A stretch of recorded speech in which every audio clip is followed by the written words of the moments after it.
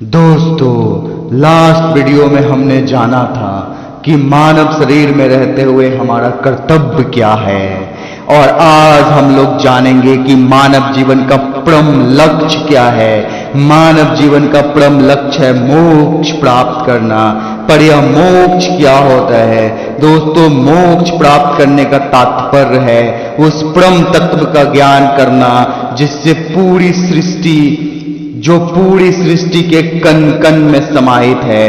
दोस्तों, यह जो संपूर्ण ब्रह्मांड है यह अनंत है, कोई एक ब्रह्मांड या यूनिवर्स नहीं है, यह भी अनंत है। और हमारी यह संपूर्ण सृष्टि एक माला की तरह है जिसमें सारे universes, galaxies, stars, planets, asteroids, meteoroids और अलग अलग प्लैनेट्स पर पाए जाने वाले अलग अलग प्राकृतिक तत्व, जैसे अर्थ पर के अनेकों जीव जंतु, पेड़ पौधे, समुद्र, धरती, पहाड़, नदी एक्सेट्रा, ये सब उस माला में पिरोए हुए मोतियों की तरह है। पर धागा एक ही है जो इस संपूर्ण सृष्टि को अपने में समाहित किए हुए है। जैसे इलेक्ट्रिसिटी तो एक ही रहती है जो सभी इलेक्ट्रिकल अप्लायंसेस से होकर गुजरती है और उसे चलाती है, ठीक उसी तरह से वो धागा एक ही है जो हमारे अंदर से भी होकर गुजरती है। यदि हम उस धागे का ज्ञान कर लेते हैं, अगर हमें उस परम तत्व का ज्ञान हो जाता है, यदि हमें उस ईश्वरिक तत्व का आभास हो जाता है, तो ना सिर्फ हम अपने अस्तित्व का ज्ञान कर पाएंगे, ना सिर्फ हम अपने अस्तित्व के रहस्य को समझ पाएंगे, अपितु पूरे सृष्टि के अस्तित्व का रहस्य भी समझ जाएंगे। ऐसा नहीं है कि प्रकृति ने यह सब हमें पहले कभी समझाने का प्रयास नहीं किया। प्रकृति में बहुत सारे ऐसे उदाहरण हैं जिसको लेके आप इस बात को समझ सकते हो। जैसे सूर्य तो एक ही होता है पर उसका प्रकाश सर्वत्र है, ठीक वैसे ही वह एक ही परम तत्व है जो सब में है।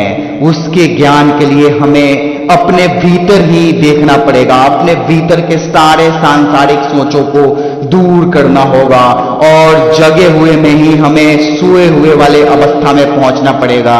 जिस अवस्था में, जिस टाइम में हम सोए हुए रहते हैं दोस्तों, उस टाइम आपके अंदर की जितनी भी सांसारिक सोच है, दुनियादारी की सोच है, सारे मोह माया से आप मुक्त रहते हो। जिस समय आप गहरी 100% नींद में रहते हो, उस समय आपको कुछ भी पता नहीं चलता कि उस समय आपके अपने कहाँ है, पराये कहाँ है, दुश्मन कहाँ है, पूरे संसार में क्या हो रहा है, इस सब का कुछ भी आपको पता नहीं चलता है। बट कुछ लोग इसके कॉन्ट्रडिक्शन में ये बोल सकते हैं कि सोते टाइम हम सपने तो देखते ही हैं, पर दोस्तों कभी भी जिस समय आप 100% नींद में होते हो उस टाइम सपने नहीं देखते हो।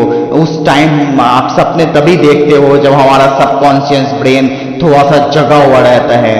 गहरी नींद की अवस्था में इस पूरे फिजिकल संसार के सारे रिश्ते नाते, अपने पराये, ये सब का आभास हमें नहीं हो रहा होता है। और जिस समय हम गहरी नींद में रहते हैं और उस समय हमें जब इन सभी चीजों का आभास नहीं हो रहा होता है, तो इसका सिर्फ दो ही तात्पर्य हो सकता है। या तो यह कि ये पूरा का पूरा फिजिकल वर्ल्ड, ये पूरा का पूरा फिजिकल वर्ल्ड बस एक मोह माया है, पूरी की पूरी सांसारिक दुनिया एक मोह माया है जो हमारे ऋषि मुनि सदियों से कहते आ रहे हैं, या फिर दुनिया हम में है, हम दुनिया में नहीं। इसका तात्पर्य यह है कि सब कुछ हमारे सोच में है। हमारा सोच जब सो जाता है, जब हम सो जाते हैं तो हमारा सोच भी सो जाता है और सब खत्म हो जाता है, हमें कुछ नहीं दिखाई जाता, हमारे साथ यह दुनिया भी सो जाती है। यानी कि जब हम जगे हुए अवस्था में उस सोए हुए वाले अवस्था तक पहुंच जाए, यानी कि हमारे मन से जब संपूर्ण तरह की सोच खत्म हो जाए, जितनी भी तरह की सांसारिक सोच है, जब ये सभी सांसारिक सोच आपके दिमाग से खत्म हो जाएगी, इरेडिकेट हो जाएगी, उसी अवस्था को मोक्ष का अवस्था या परम तत्व का आभास होना समझते हैं। उसी समय आपका अपने आप को आभास होगा।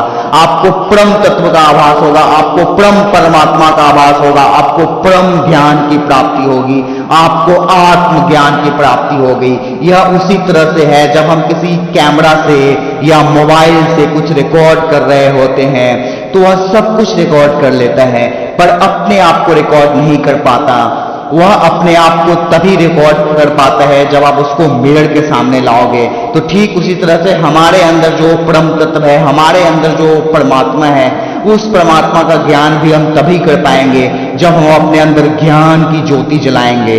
और यहाँ पे ज्ञान की ज्योति जलाने का तात्पर्य है कि अपने मन से सारे सांसारिक सोचों को खत्म कर देना, सारे टेरेस्ट्रियल सोच वाले धूल कण जो हमारे मन के ऊपर, जो उस परम तत्व के ऊपर चढ़े हुए हैं, उस सारे टेरेस्ट्रियल सोचों का धूल कण जो उस परम तत्व के ऊपर उसका परत चढ़ा हुआ है, उस परत को हटाना है। उस सांसारिक सोचों के धूल कण को उस परम तत्व के ऊपर से हम इरेडिकेट कर देंगे, तभी हमें उस परम तत्व का आभास हो पाएगा।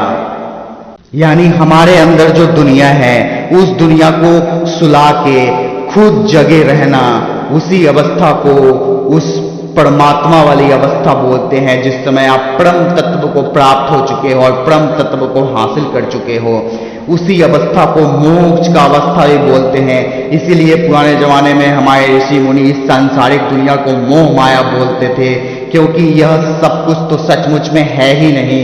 हमारे आंखों के सामने जितनी भी चीजें हैं ये सब सिर्फ मोह माया है, ये सब सिर्फ इल्यूजन है। हमारे आंख बंद करते ही ये सब खत्म हो जाता है। सिर्फ वह परम तत्व जो हमारे अंदर है उसके ऊपर हमने दुनियादारी की सोच का चादर बिछा के रखा हुआ है। वो चादर जब हम उसके ऊपर से हटा देंगे, यानी जब हमारे मन के अंदर कोई सोच नहीं रहेगा, यानी कि जिस समय हम जगे हुए में सोए हुए वाले अवस्था पे पहुंच जाएंगे, उस समय ही हमें उस मोक्ष की प्राप्ति होगी। और इसीलिए पहले कुछ त्रिकालदर्शी भी हुए हैं, क्योंकि उन्हें उस धागे का ज्ञान हो जाता था जिस धागे में संपूर्ण सृष्टि बनी हुई है, यानी कि उस परम तत्व का ज्ञान हो जाता था, क्योंकि सब कण कण में तो वही है, पूरी सृष्टि को तो वही अपने आप में समाये हुए है। यानी कि जब आपको उस धागे का ज्ञान होगा तो ऑब्वियसली आपको भूत भविष्य का ज्ञान अपने आप ही हो जाएगा, क्योंकि वह धागा ही सर्वत्र है। तो दोस्तों, इसी तरह की ज्ञान की बातों के लिए और जीवन का सही मूल्य को समझने के लिए, जीवन को व्यथाएं इधर उधर की चीजों में गंवाने के बजाय ऐसी ज्ञान की बातों को जानने के लिए और अपने जीवन का सही मार्गदर्शन करने के लिए और सही ढंग से जीवन जीने के लिए, और आपको जीवन कैसे जीना है और क्या करना है लाइफ में, ये सब कुछ जानने के लिए देखते रहिए ईस्टर्न फिलॉसफी। ज्ञान जो ज्ञान है, जानकारी नहीं।